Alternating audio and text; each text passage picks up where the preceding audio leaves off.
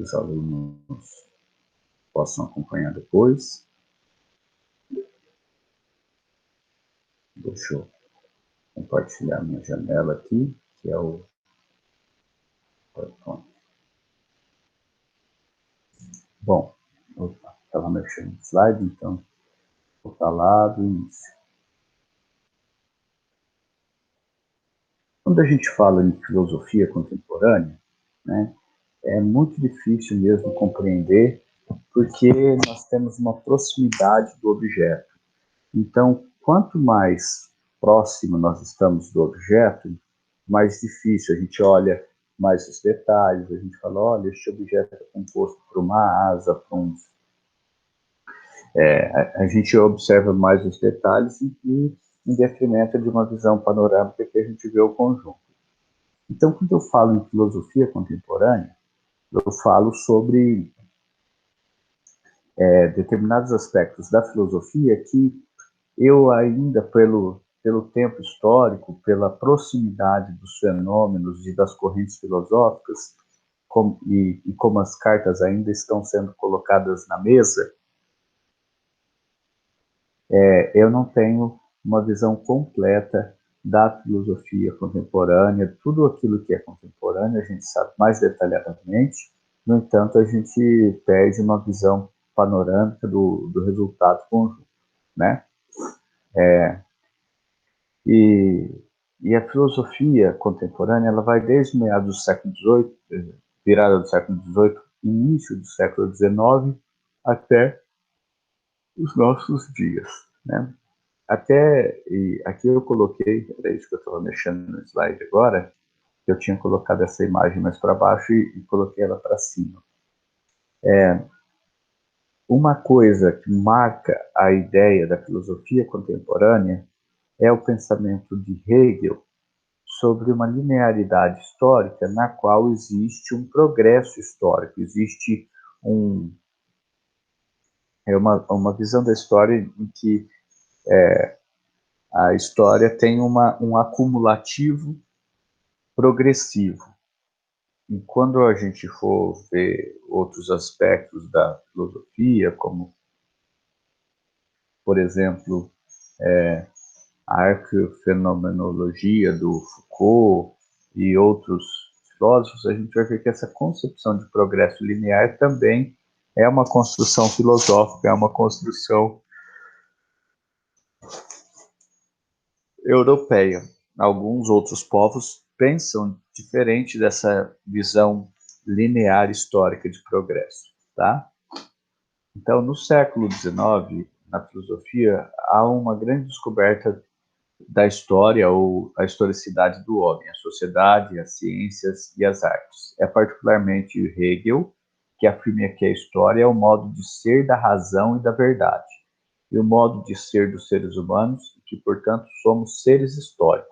Então, essa concepção de história da filosofia, você vê que a maior parte dos currículos de curso de filosofia no Brasil, eles se organizam por períodos históricos. Até mesmo a apostila que nós trabalhamos do COC, não, ela é mais temática. Mas quando você pega outros livros didáticos que tratam de filosofia, filosofia antiga 2,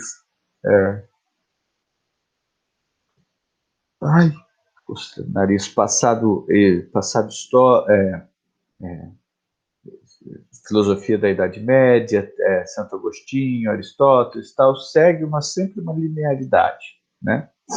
Bom, esse próprio conceito de linearidade da filosofia contemporânea ele vai ser criticado. Aqui tem uma figura que se chama o Anjo da História, né? Ângelos Novos, que é um quadro do Klee, e o Walter Benjamin escreveu sobre ele.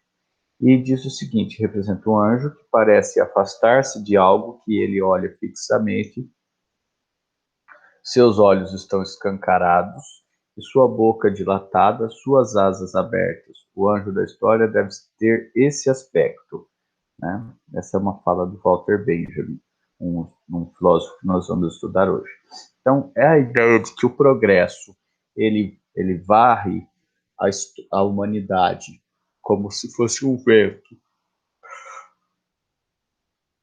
um sentido, e os historiadores, os filósofos, os intelectuais, que são aqueles que estão observando as estruturas, são varridos por este vento também, e estão compondo a narrativa histórica, mas eles não veem o progresso, eles não veem o futuro, eles olham o passado.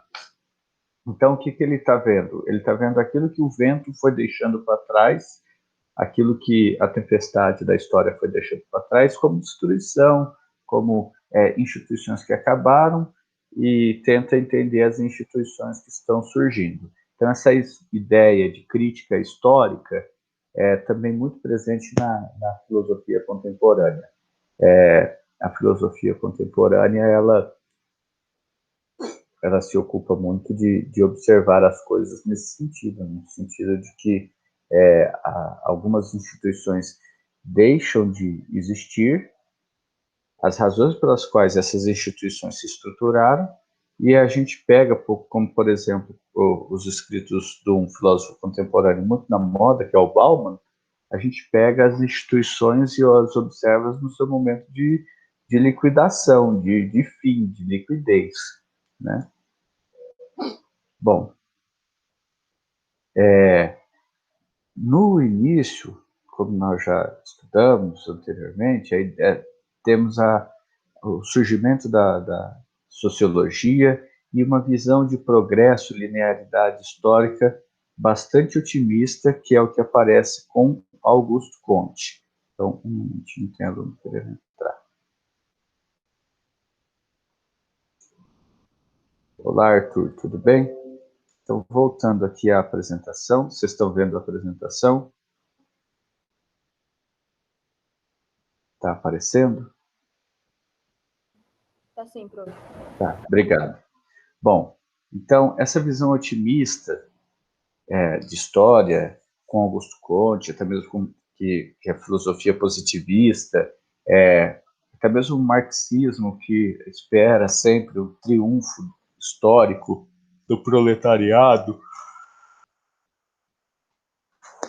essa ideia positiva de que o futuro será uma redenção de um passado de sofrimento, ele está presente nos primeiros lances da filosofia contemporânea, né? Junto com o progresso da ciência, junto com aquela ideia de que a ciência é redentora, que nós vimos com Karl Popper, nós vimos com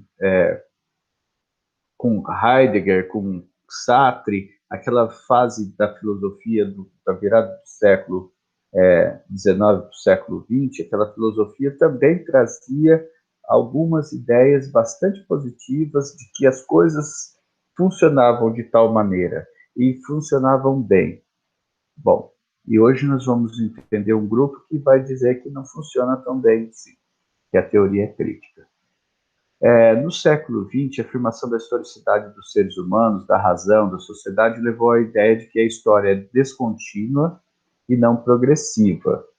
Então, começa a surgir críticas àquela ideia do ângulo da história, né, do progresso.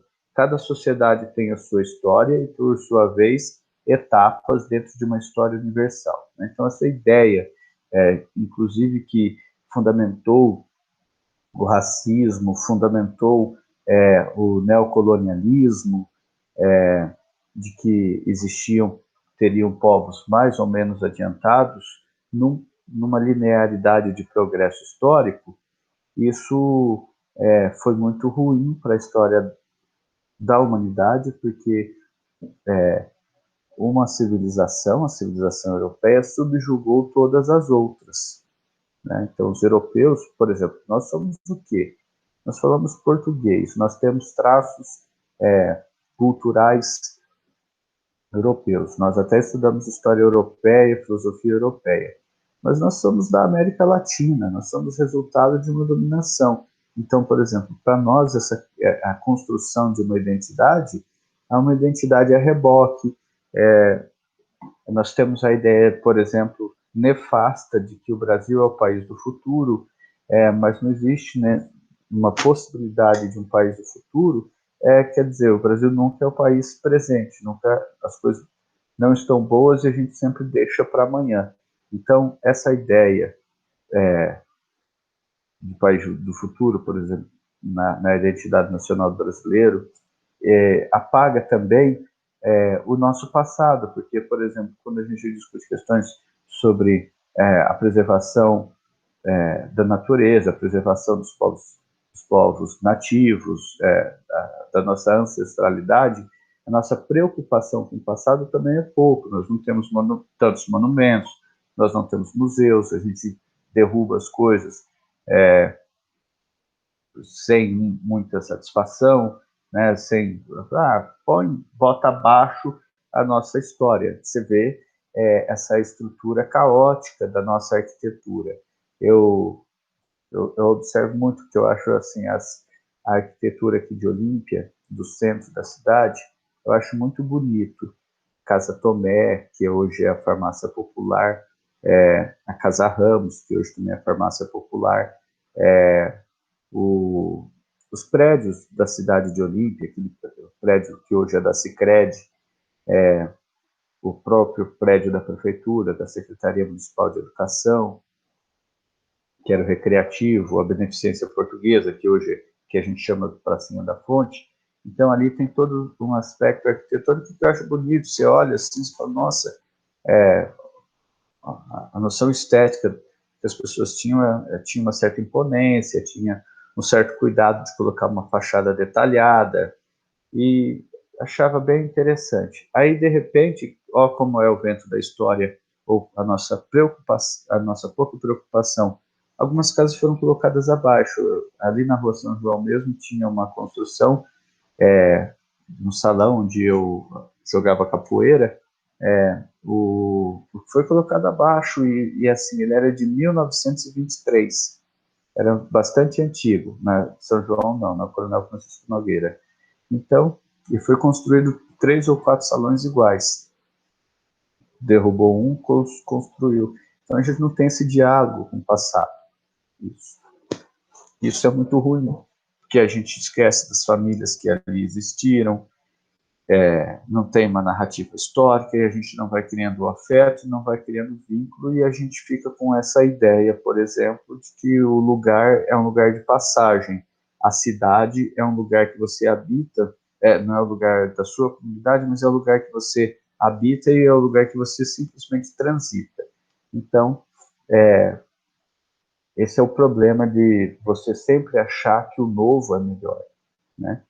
Bom, agora voltando, né? Acabei falando de história, e voltando para a questão que nós discutimos na última aula de filosofia, essa instabilidade do pensamento filosófico relacionado a uma busca ou de autenticidade junto à ciência. E isso fez com que a filosofia se colocasse em suspensão, não só a filosofia, o próprio saber do homem. Então, quando você vê o Heidegger, quando você vê o Sartre, o Marcel Ponty, que são os últimos filósofos que nós estudamos da filosofia contemporânea, falando em fenomenologia, em qual é o fenômeno que se estuda a filosofia, tentando encontrar um objeto de estudo da filosofia, tal qual a ciência faz, as ciências exatas, as ciências que são capazes de postular alguma lei teórica universal e dizer, este é o meu objeto, este é o meu experimento, né? Essas ciências exatas, essas ciências biológicas, na quais o objeto de estudo ele é concreto, ou ele é representado em comprovações na natureza.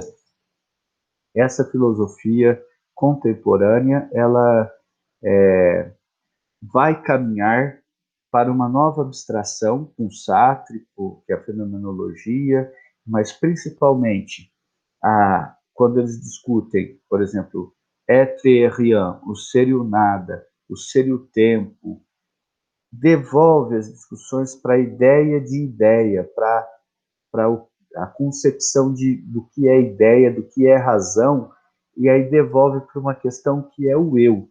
E aí vem o Freud e vem o Marx, anterior a Sartre, anterior a Heidegger, e vai dizer o seguinte: a própria ideia ela é uma construção social. ela é uma construção.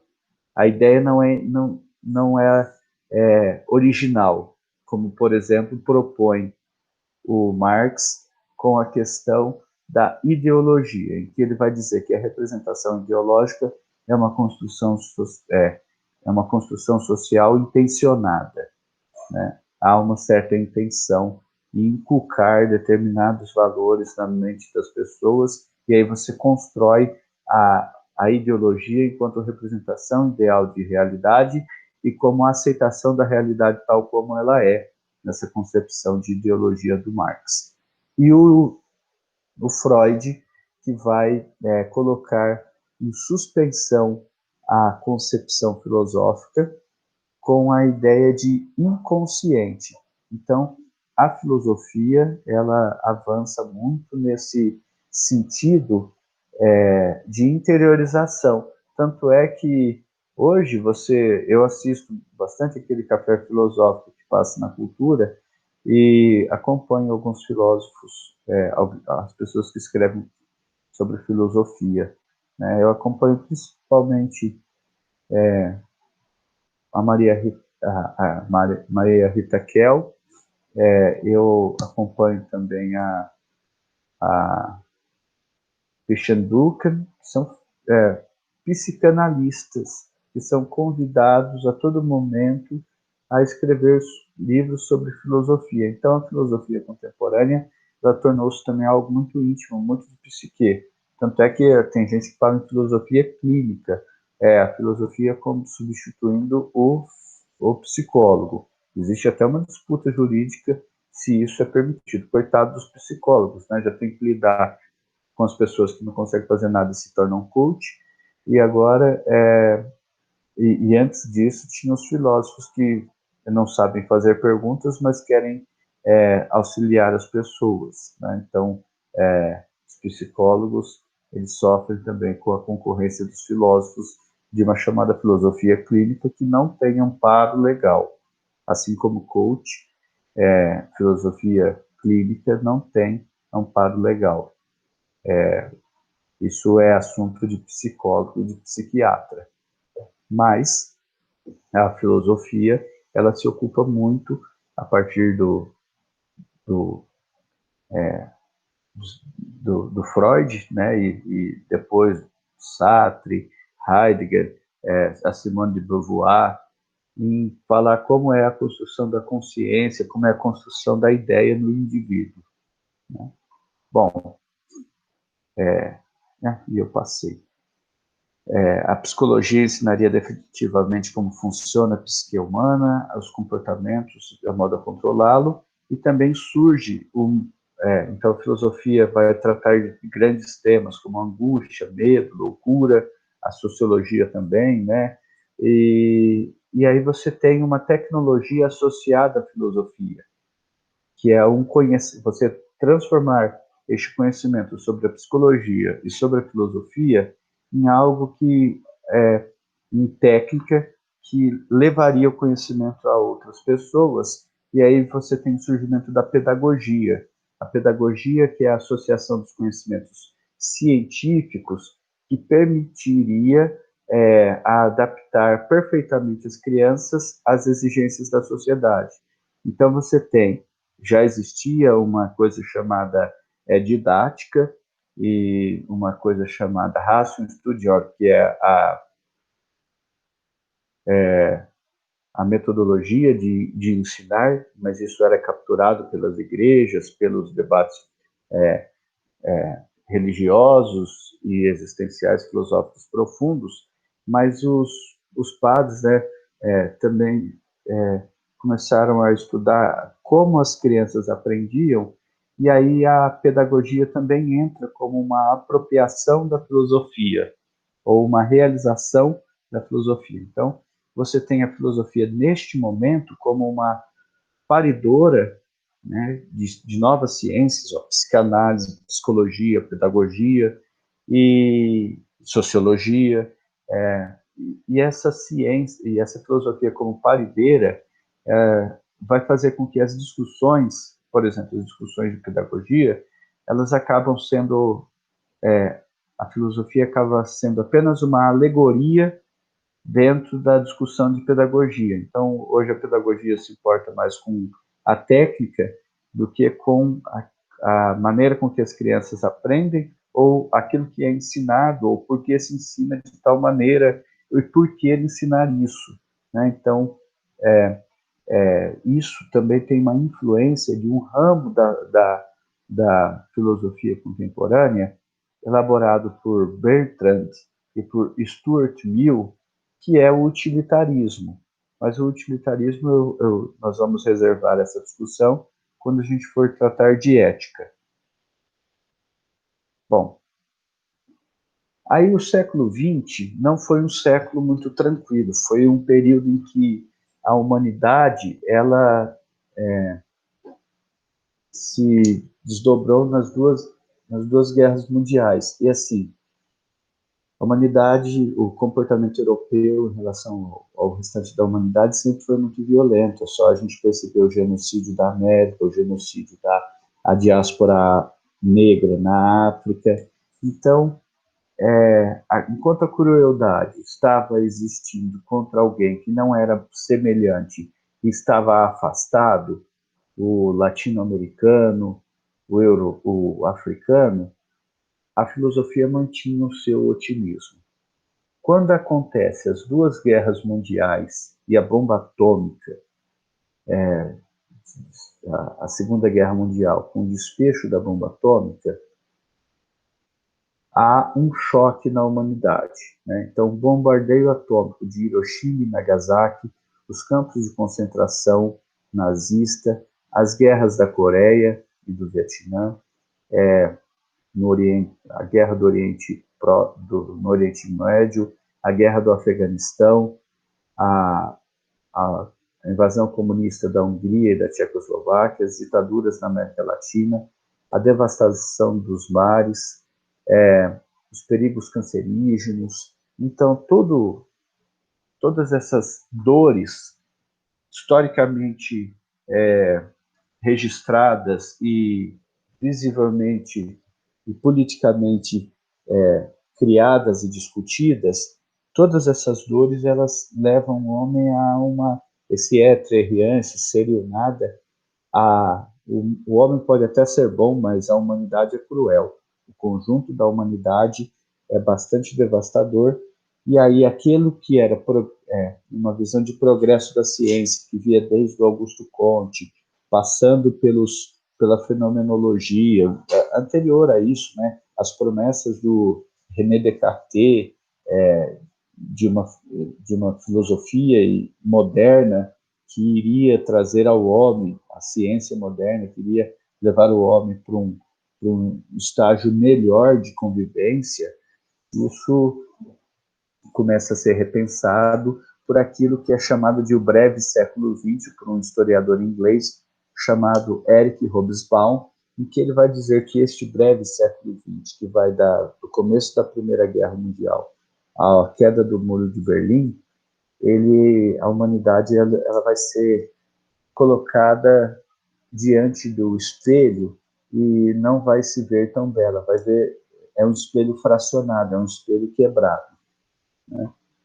Bom, isso porque a própria filosofia ela foi construindo algumas utopias, algumas idealizações de um mundo perfeito, mas era um mundo totalitário.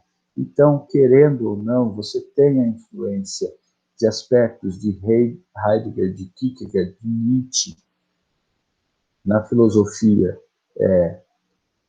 na prática política do Adolf Hitler e do Mussolini, e evidentemente, né, é claro que a União Soviética, na sua versão stalinista totalitária, o totalitarismo soviético, ele tinha uma declarada inspiração marxista. E aí essas filosofias, essa visão de progresso da filosofia, o exo-homo do Nietzsche, o homem precisa superar as suas amarras morais, o utilitarismo do Stuart Mill,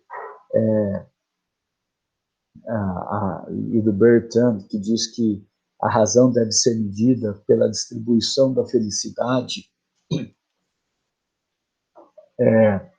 Então, isso gerou, essas utopias revolucionárias geraram, essas idealizações geraram movimentos totalitários. E o totalitarismo, ele desagregou aquilo que era apontado como a beleza da humanidade, que é o ser, né? Então, foi aniquilando os indivíduos. Isso é complicado porque a grande promessa política do iluminismo, da Idade Moderna, que é a promessa que prevalece, é a ideia de liberdade, igualdade e fraternidade. E aí você acaba caindo nesses regimes totalitários que não são propriamente baseados ou não perseguem liberdade, igualdade e fraternidade, na medida em que eles aniquilam os indivíduos por estados totais, por ideias totais. Tá? Bom,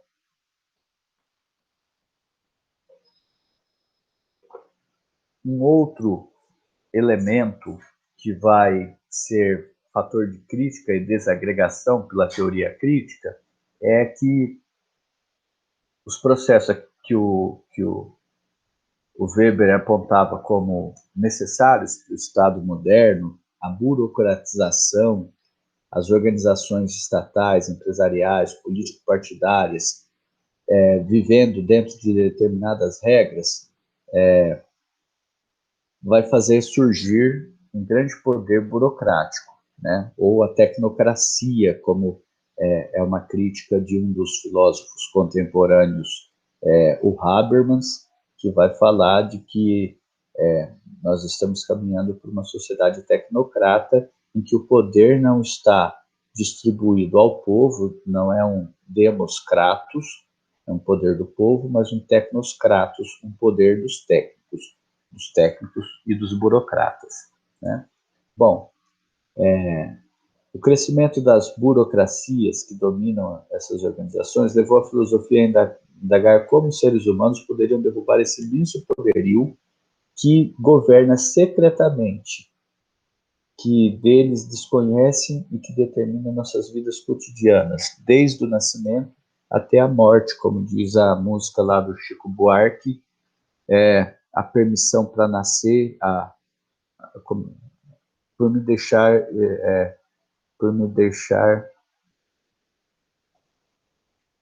existir, Deus lhe pague a permissão para nascer, a certidão para nascer, a permissão para sorrir, por me deixar levitar, por me deixar existir, Deus lhe pague. Então, essa burocracia, os instrumentos burocráticos, os instrumentos tecnológicos, que de uma certa maneira vão fazendo com que todas as pessoas vivam suas vidas de maneira igual. Então, vocês aqui em Olímpia, uma cidade pequena do interior do estado de São Paulo, num país pobre, subdesenvolvido no hemisfério sul da América Latina, vocês estão fazendo coisas muito parecidas com os meninos ricos dos países europeus e com os meninos de classe média da África. O processo de burocratização, da rotinarização da vida, faz com que a gente viva uma vida que foi secretamente, e talvez não de maneira refletida, expressa pelo conjunto da sociedade. Né? Nós vivemos todos a mesma vida. Essa é a grande crítica à burocracia. Nossa vida já vem roteirizada. Então, né, vamos por fim falar da teoria crítica da escola de Habermas, né, e de Theodor Adorno. Uma escola alemã fundada em Frankfurt elaborou uma concepção conhecida como teoria crítica, no qual distingue duas formas da razão, a razão experimental e a razão crítica. A razão instrumental é a razão técnico-científica que faz com das ciências e das técnicas não um meio de liberação dos seres humanos, mas um meio de intimidação, medo, de desespero. Né? Então, a razão instrumental. Ao contrário da razão crítica, é aquela que analisa e interpreta os limites e o perigo do pensamento instrumental.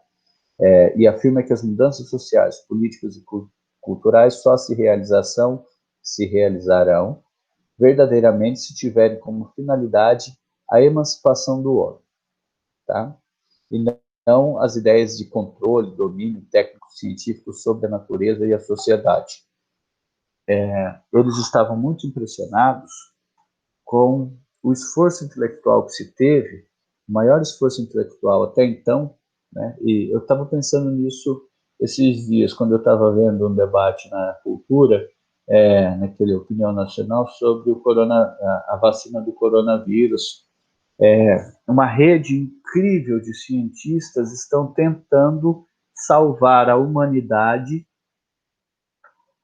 para construir uma vacina. Estados Unidos, China, Rússia, Oxford, né, a Inglaterra, a União Europeia, todos ali se esforçando para construir uma vacina para salvar vidas.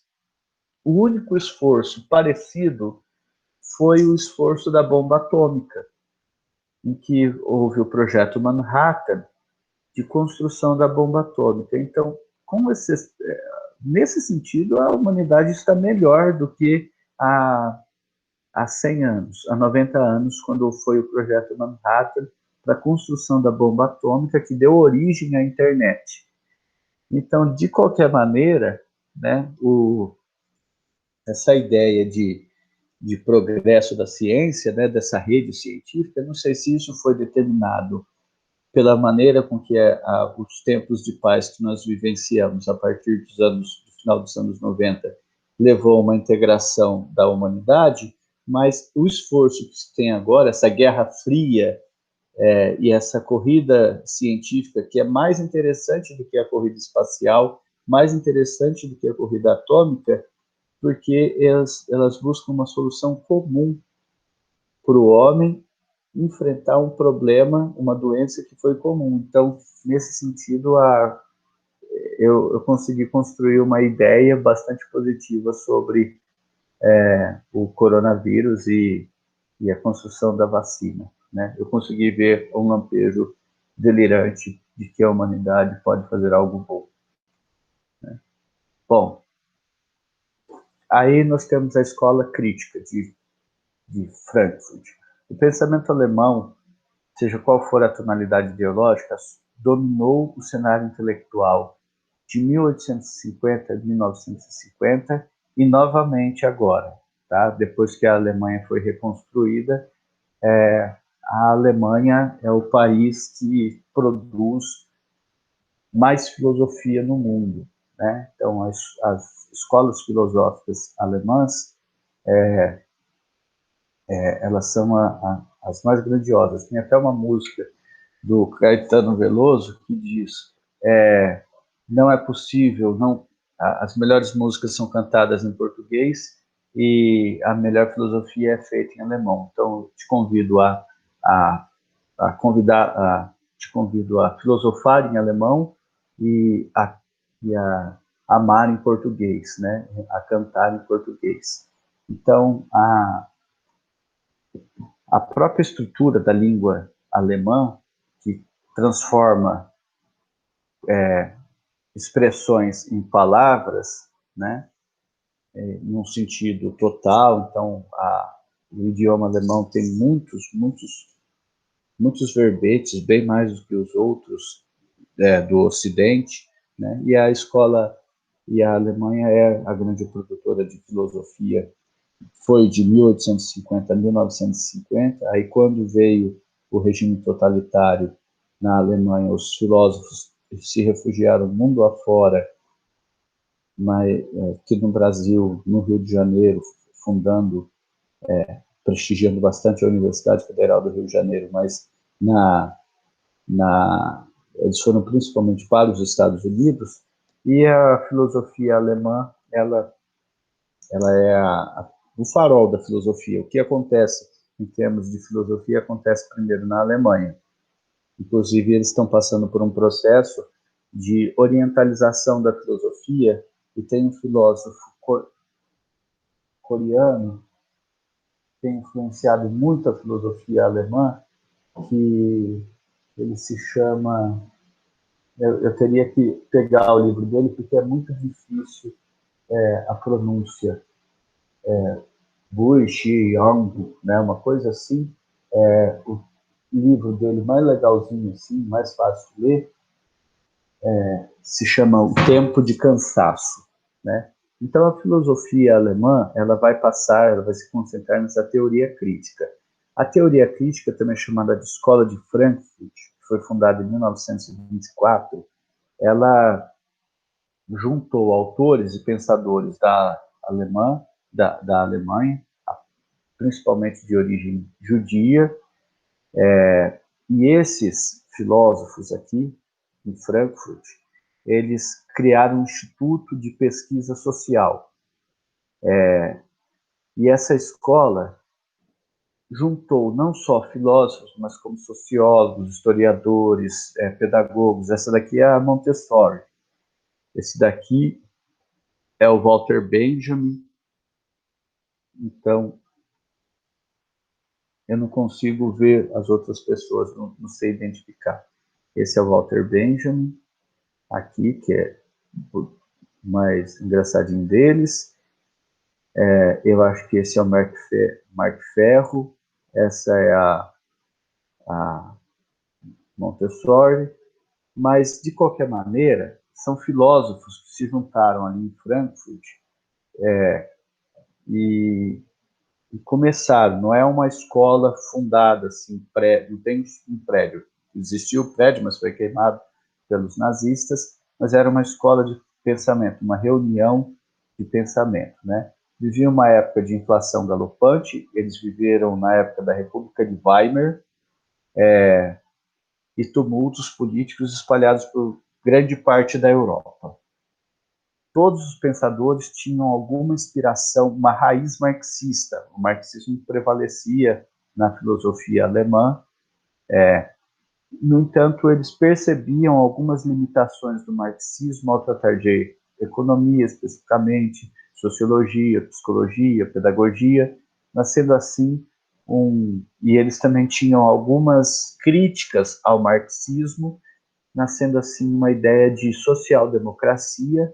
Dessa filosofia, dessa escola filosófica, surge uma ideia de social-democracia que inspira a República de Weimar, que, em termos práticos, não vai dar certo.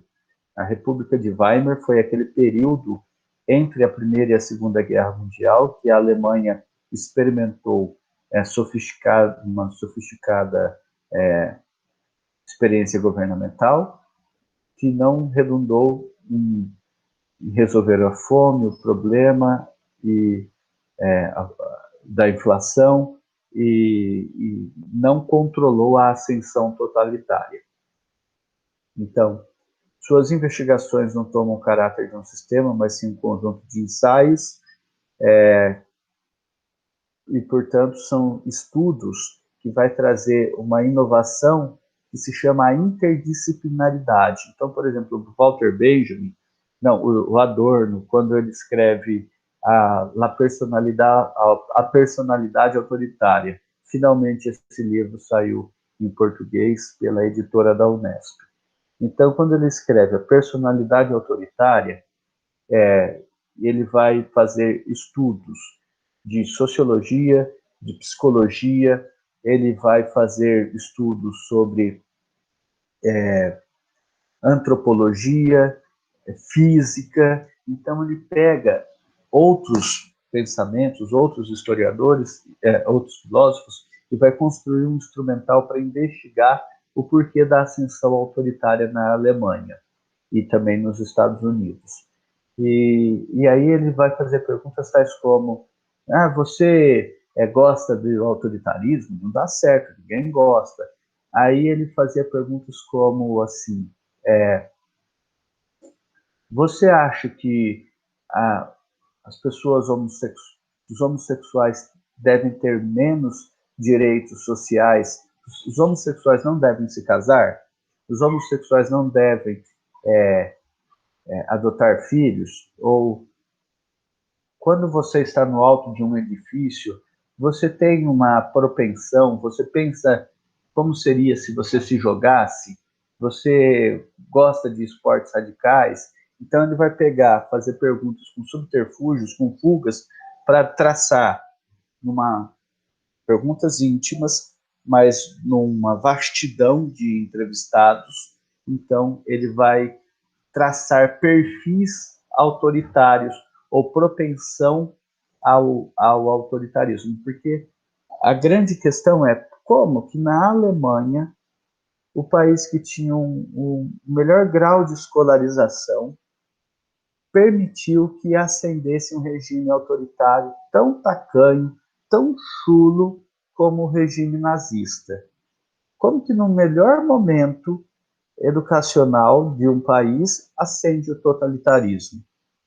Então, ele vai investigar isso e ele não vai investigar de uma forma direta, perguntando por que, acusando as pessoas de autoritário, porque ninguém se dizia nazista depois da queda do Hitler, né? Todo mundo tinha votado no Partido Novo. Então, de qualquer maneira, todo mundo se declarava social-democrata, cristão. Social-democrata cristão, que, aliás, é o partido que domina a Alemanha hoje.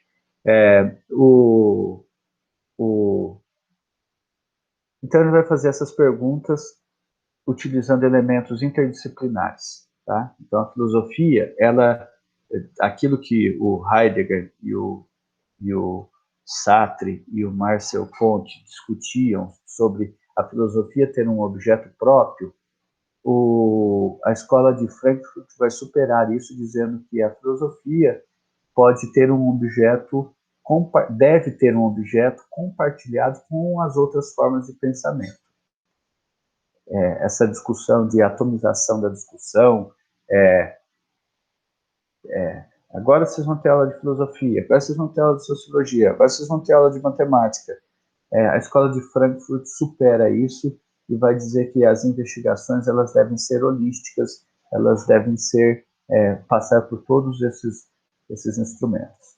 Os principais mestres assim foi Hockenheim, fundador, ele morreu, né?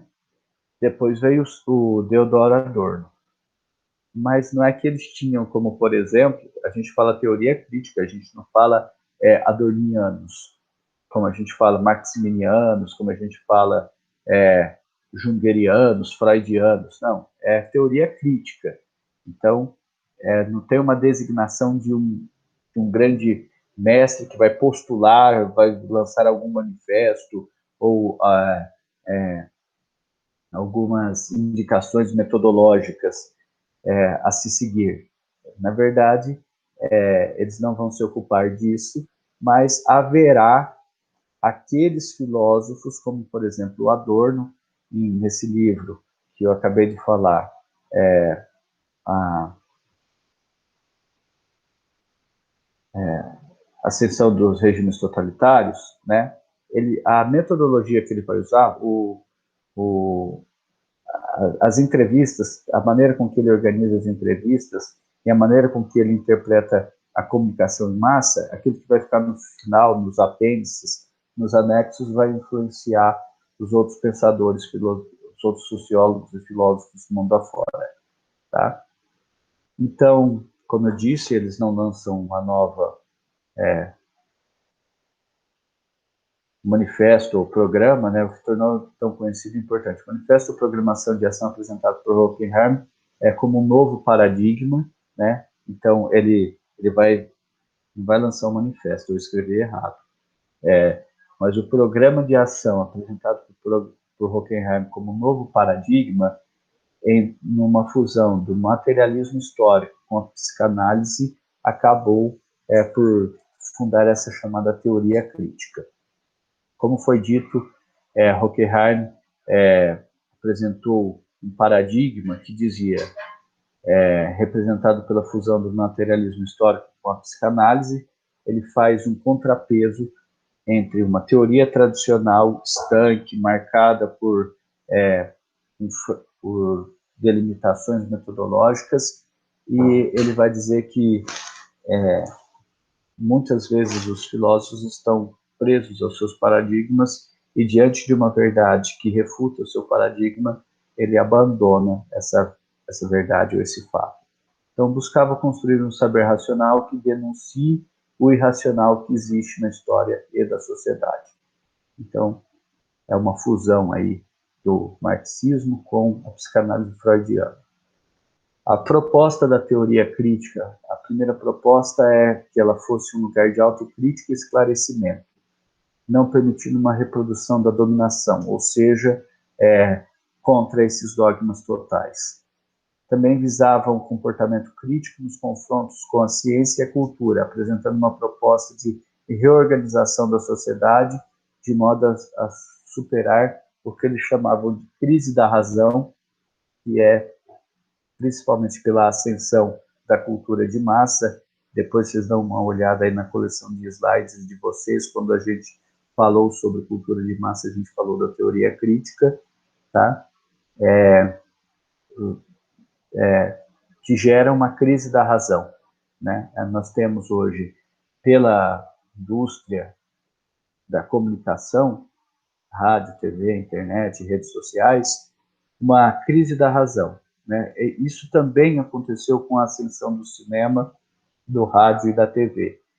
As pessoas, elas aparentemente acreditavam que estavam sendo movidas por uma racionalidade, por conhecimento, informação, mas na verdade elas estavam sendo movidas por uma manipulação dos sentimentos, das motivações, uma manipulação emocional da rádio, da TV e do jornal.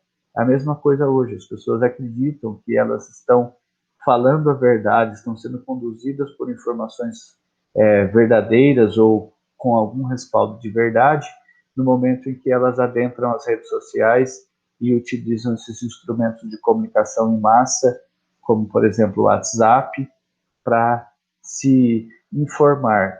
Aí ela acaba sendo manipulada e um peixinho muito fácil de ser fisgado pela manipulação, porque, afinal de contas, é permitido isso com a tecnologia da informação, né?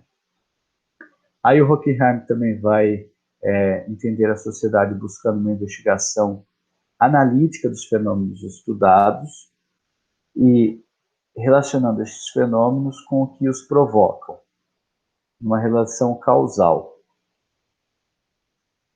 A teoria tinha como foco principal a tentativa de interpretar as relações sociais e contextualizar os fenômenos que acontecem na sociedade.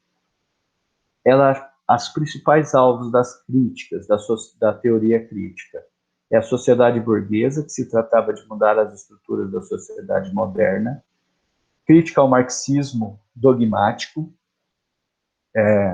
esse marxismo que parece que está... Bom, enfim, não vou criticar, mas é que eu acabei de terminar o doutorado e participei de eventos científicos e ainda estou um pouco ligado às discussões da academia, eu dou aula em faculdade e tal, e aí eu tenho contato com os meus colegas marxistas, eles são muito chatos mesmo, porque os caras, se não for tudo Marx já escreveu, tudo Marx já sabia, né? Então, tudo o Marx, o Gramsci, então eles não, qualquer autor que diga que não é marxista já é desqualificado no debate. Então, ele é contra o dogmatismo marxista, contra a filosofia tradicional, especialmente a metafísica, a teologia e a religião. A metafísica e a religião são consideradas ideológicas, maniqueísmos ideológicos da sociedade burguesa.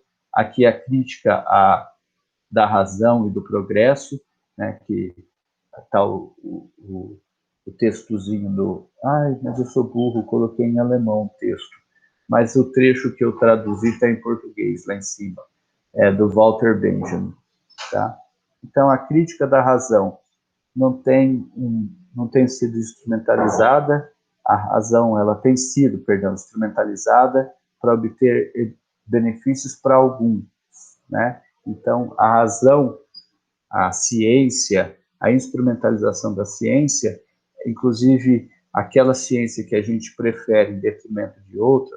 Então, por exemplo, o debate que se tem hoje em torno da agricultura, o uso de agrotóxico ou o uso de controles biológicos. Na verdade, quando você opta por uma ciência de laboratório para referendar a melhor prática agrícola, você está também referendando uma prática política e econômica, que é, por exemplo, a indústria produtora de alimentos, a agroindústria, em detrimento da agricultura familiar ou de uma produção de feira, né?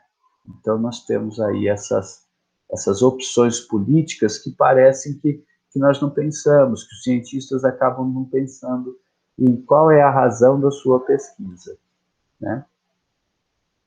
Os filósofos reunidos também falam que a racionalidade ocidental como é um instrumento da razão. A razão instrumental nasce quando o sujeito do conhecimento toma a decisão de conhecer, dominar e controlar a natureza dos seres humanos.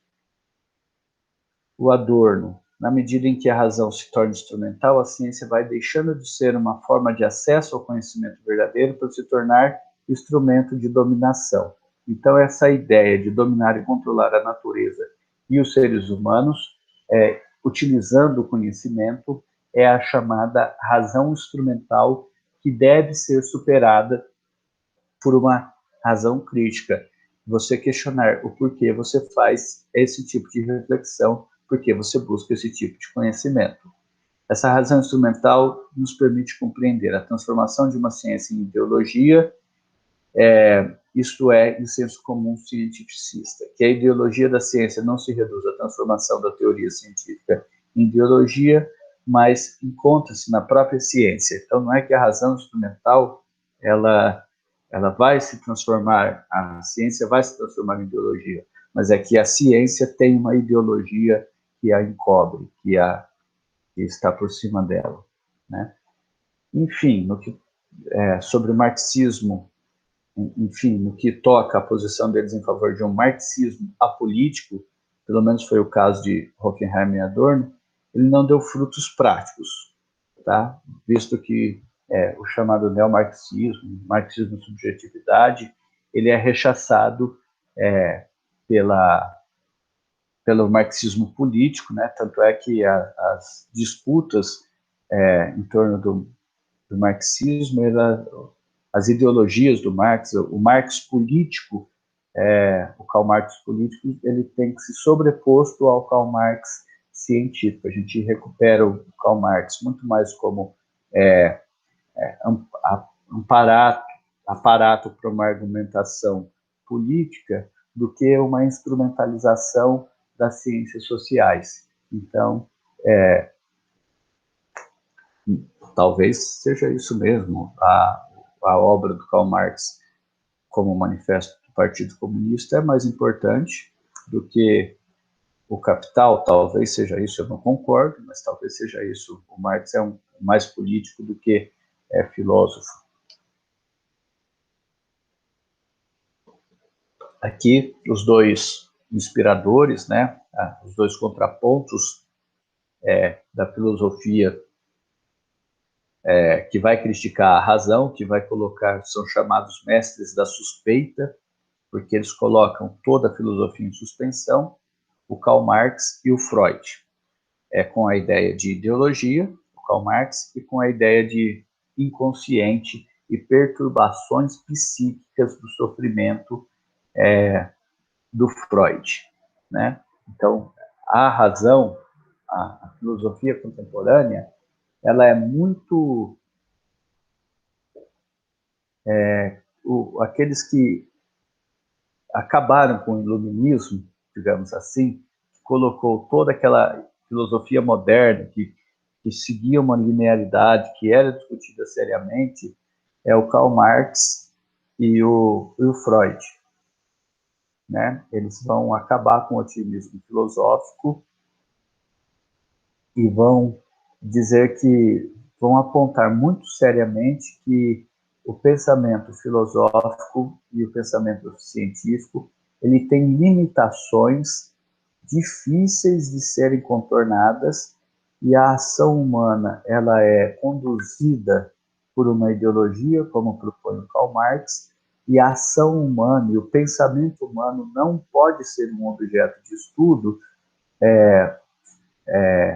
total, porque o homem não pensa apenas naquilo que ele fala, em termos de consciência, mas há também a questão da inconsciência no pensamento humano.